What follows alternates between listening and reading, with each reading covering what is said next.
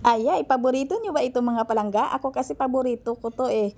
At siguro paborito nyo din. Masarap kasi at talagang nakakabusog talaga. Kaya wag na nating patagalin ito. Simulan na po natin. Ang una nating gagawin ay gagawa muna tayo ng palaman. Sa ating palaman, yung ating asukal is 600 grams at maglagay tayo ng 30 grams ng baking powder at 15 grams ng ating asin at maglagay tayo dito ng 2 tablespoon ng ating vanilla extract para mabango yung ating palaman. At maglagay tayo dito ng 100 grams ng ating margarine at durugin lang po natin sa ating asukal. Bago po tayo dito maglagay ng ating tubig, 1 in 1/2 cup ng ating tubig. O nakikita nyo mga palangga, simpleng mga sangkap lang, pero bakit masarap? At nang natunaw na natin yung ating asin at yung ating asukal, ay maglagay na tayo dito ng ating harina at maglagay tayo dito ng breadcrumbs or bread powder. Yung ginagawa ko lang mga palangga, yung toasted ko na tinapay or yung mga bahaw na tinapay na ginawa kong toasted, dinurog ko at sinala para maging pino. Wala talagang sayang yung mga bahaw natin kasi pwede natin ditong ipalaman sa ating atay-atay bread. Atay-atay kasi yung tawag dito sa amin sa tinapay na ito, iwan ko ba. At sa ating tubig, 1 cup lang muna yung nilagay ko kasi tansyahin lang natin yung ating tubig. At ito medyo matigas pa yung ating palaman ay magdagdag tayo dito ng 1/2 cup ng ating tubig. Bali 1 in 1/2 cup na po yung tubig natin.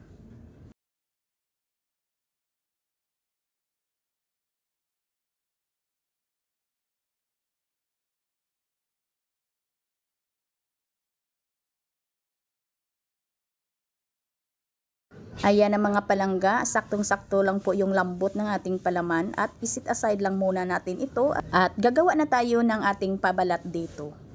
Ito po yung mga sangkap sa ating pabalat. Nasa ating video screen lang mga palangga. Naglagay lang tayo dyan ng kaunti lang na yes para hindi lang masyadong manipis na manipis talaga yung ating pabalat. May kaunting alsa din.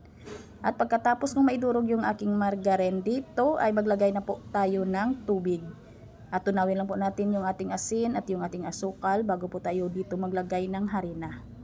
Pwede naman ninyo ito mga palangga na imasa ng mano-mano at pagkatapos ay laparin nyo lang. Itong aking pabalat mga palangga ay idaan ko lang ito sa aking dough roller kasi hindi po tayo pwedeng magmano-mano kasi po talagang marami po talagang ginagawa si Inday para mapadali po tayo.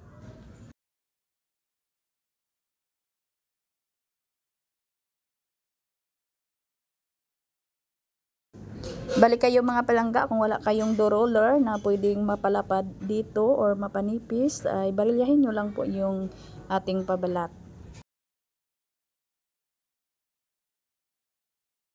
At banyahan lang natin ito ng tubig para dumikit yung ating palaman dito at matanggal na din yung huluharina niya. At pahabain lang din natin yung ating palaman. I-roll lang po natin.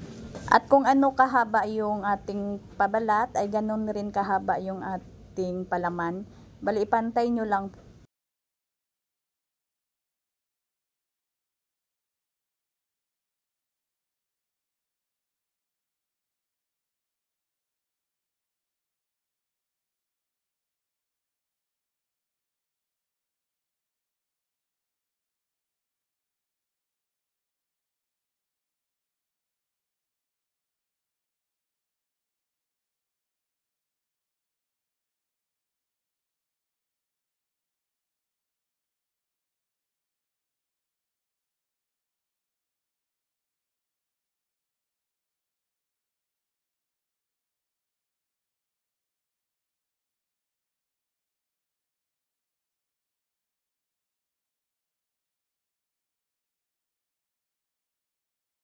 At pagkatapos nating maisalansan ay butas-butasan lang po natin. Gamit lang po yung aking tinidor at dito mag-igwas lang po tayo. At naglagay ako dito ng kaunti lang na yellow na food color para po maging may kulay din yung ating pabalat.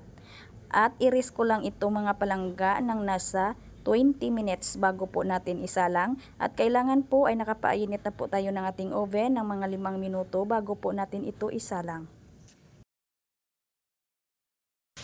Up and down po yung init ng ating oven at medyo malakas yung ating init para maluto talaga yung palaman natin sa loob.